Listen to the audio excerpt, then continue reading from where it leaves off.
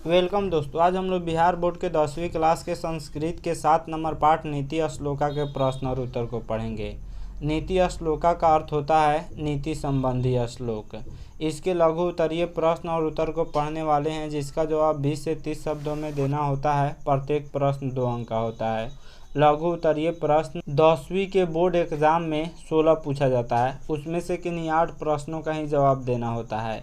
पहला प्रश्न है, नीति श्लोका पाठ के आधार पर पंडित के लक्षण बताएं।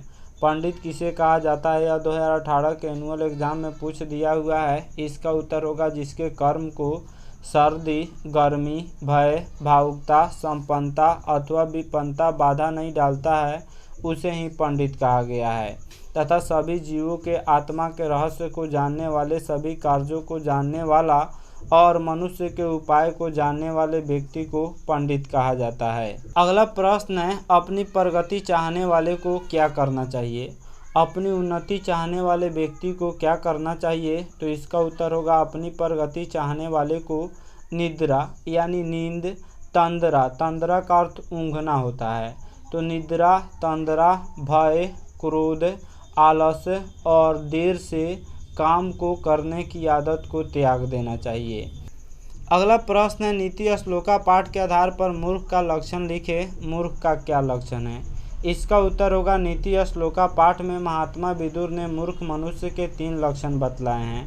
ऐसा व्यक्ति जो बिना बुलाए आता है तथा बिना पूछे ही अधिक बोलता है और अविश्वासी पर विश्वास करता है, उसे मूर्ख कहा गया है। जो बिन बुलाए आता है, बिना पूछे बहुत अधिक बोलता है और अविश्वासियों पर विश्वास कर लेता है, उसे मूर्ख कहा गया है। अगला प्रश्न है, नीति श्लोका पाठ में नरक के कितने द्वार हैं, उनका नाम लिखे। तो नीति श्लोका पाठ के अनुसार नरक के 3 द्वार हैं, काम, क्रोध और लोभ। नरक से बचने के लिए इन तीनों को त्याग देना चाहिए।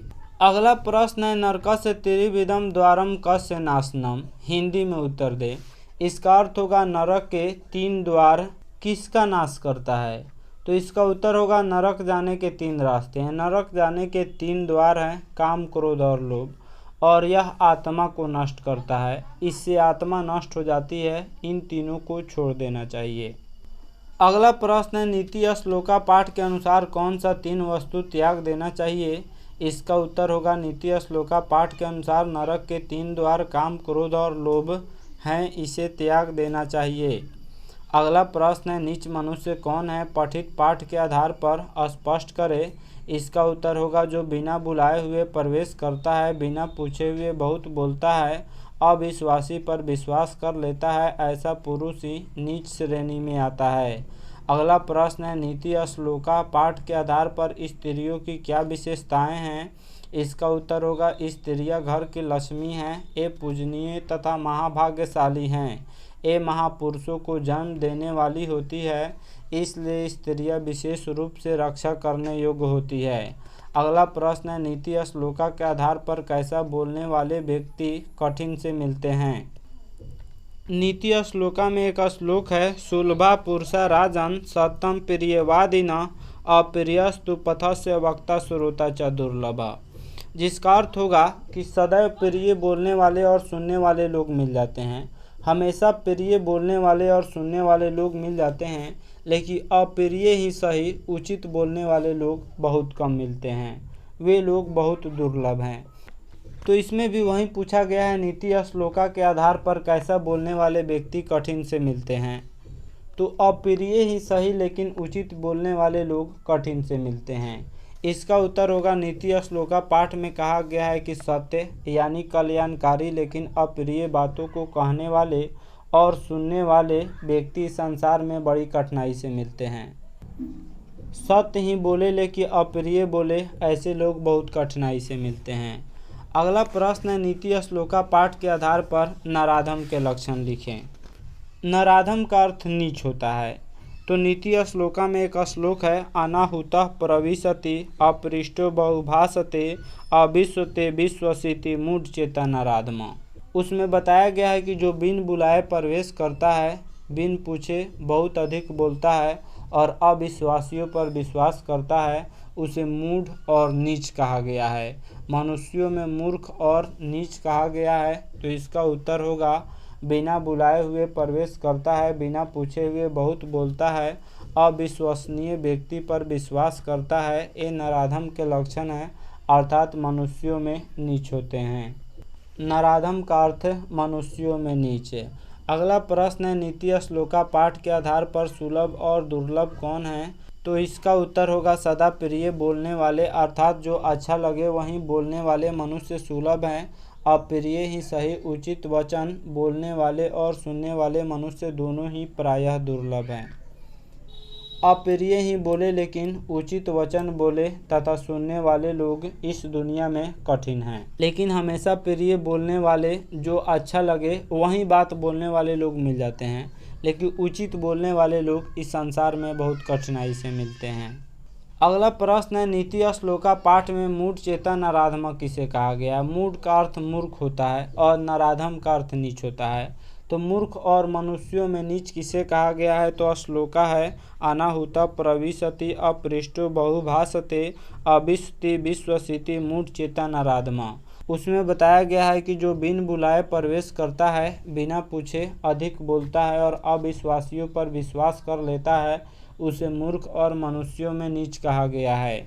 यह दो बार पूछ दिया हुआ है। इसका उत्तर होगा जिन व्यक्तियों का स्वाभिमान मरा हुआ होता है, जो बिना बुलाए किसी के यहाँ जाता है, बिना कुछ पूछे बकबक करता है, जो अविश्वसनीय पर विश्वास करता है, ऐसा मूर्ख हृदय वाला मनुष्यों में नीच होता है। अर्थात ऐसे ही व्यक्ति को नीति श्लोका पाठ में मूढ़ चेता नराधमा कहा गया है। अगला प्रश्न है, नीति श्लोका पाठ से हमें क्या संदेश मिलता है? इसका उत्तर होगा नीति श्लोका पाठ महात्मा विदुर रचित नीति श्लोका पाठ को महात्मा विदुर ने रचना किया हुआ है। विदुर नीति से उद्धृत है। विदुर ने जो श्लोक बताए, जो नियम बताए हैं, उसी को विदुर नीति कहा जाता है।